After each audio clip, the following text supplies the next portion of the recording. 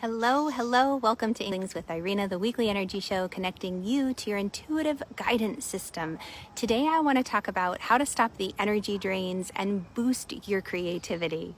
It's been coming up in conversation a lot that many of my friends and clients who are empaths are feeling drained and exhausted. They're not sleeping, and it's a cycle we get into of just feeling exhausted, tired, drained, but not being able to sleep and get that rest that we so desperately need.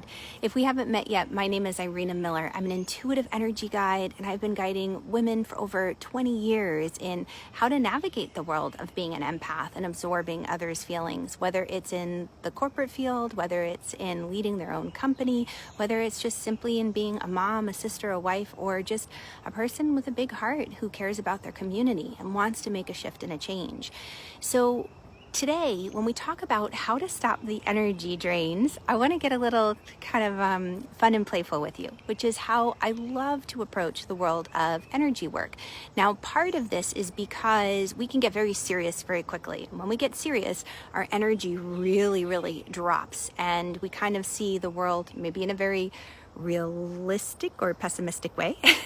And it's hard to flip the script and see the beauty because things feel so heavy. So being playful, being lighthearted, getting a good laugh in is a good way to disrupt the energy and to shift things so we can get out of that very heavy feeling where we're exhausted, we're drained, we just don't know what's going on, but we still can't even get a good night's rest. Hello, Katie. Hello, Don. So as you jump on, definitely give me a hello. Let me know if you've been having trouble sleeping lately.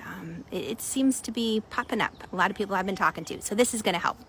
So do you remember when you were a kid, or maybe you have kids, that feeling of getting outside in the fresh air and playing, and afterwards you'd just be so exhausted and you'd finally have that good night's rest? Well, there's something about being outside that does boost your energy. It helps release those negative drains. Some people call it grounding. Some people call it earthing. There's a lot of different technicalities for it. But basically what happens is, think of it like as we go through our life, if you're shuffling your feet on the carpet, you build up this electric static charge. And as you build up this static charge, what happens is eventually it has to go somewhere. If you don't touch something and zap someone, or zap an electronic, what can happen is it rattles around inside you and it does drain you. It's important to ground because that in and of itself is going to get that extra electrical built up charge out of you. Now I want to back up just for a second because I want to talk about that electrical charge. Where might we be picking that up? And that's the fun piece, because when you are an empath, it is so easy to absorb other people's feelings and to take things personally. People will say, maybe you've heard this, don't be so sensitive, don't take it personally. It's not about you. Why would you even be upset? You're not even part of it. You're just watching it on television. Heck, it could be a movie or a book you're reading and you get really involved with the characters. I've had clients that when they come for their energy sessions in a Zoom session, I can pick up violence in their energy field. And I say, oh my goodness, I don't think you're in an abusive relationship. What have you been watching? And I find out they've been watching something like 24 or Person of Interest or some show that might have violent scenes in it. And for an empath, that gets to be difficult. They absorb that, they take it in. So you're building up all these static charges. So a great way when you're feeling ungrounded, when you're feeling like everybody else's thoughts and emotions are coming in, or heck, maybe you don't even know what it is. You don't realize yet that it's other people's emotions. And I've got that meditation in the link above, what I call my root flush fill, which will help get other people's energy out of your space.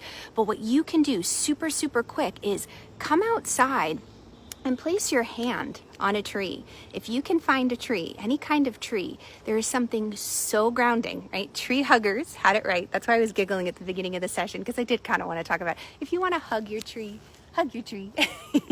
This is my beautiful maple. I'm so happy that it's a happy, safe maple tree because we got it checked recently because it's a big, tall maple tree and I wanted to make sure it was still healthy. But I use the trees in my yard. I give them love and I interact with them. So when I'm not grounded, if I've had a tough energy session where, you know, there was a lot of clearing to help a client through, maybe I pick some of it up, which is on me, or maybe I've watched something or read something on social media which has been upsetting, I'll come out to my favorite tree or a tree and I'll always ask permission because trees are living beings and we can fry trees. And I was just like, dear tree, you know, please, can you help me be very grounded and calm, just like the roots that you grow so deep into the earth? I really need help being present. And here's where that earthing and grounding comes in again. Both the earth, plants, the Japanese call it forest bathing. The thing is that when we're shuffling along the carpet, we pick up so many what's called positive ions that creates a feeling of anxiety. We get worked up and we just don't know what to do. We can't unwind and actually sleep well at night. So if we come outside and we touch the tree and we're just like, okay, can you help me ground, please? Well, you just notice what kind of feeling you get. Trees are always going to be very helpful. And you place your hand on the tree. What's happening then is that you're getting the experience of negative ions, which is a good thing, which is going to help clear all those and neutralize all those positive ions that have built up in your field, that charge. It's going to help you calm so that you don't feel the anxiety and the worry.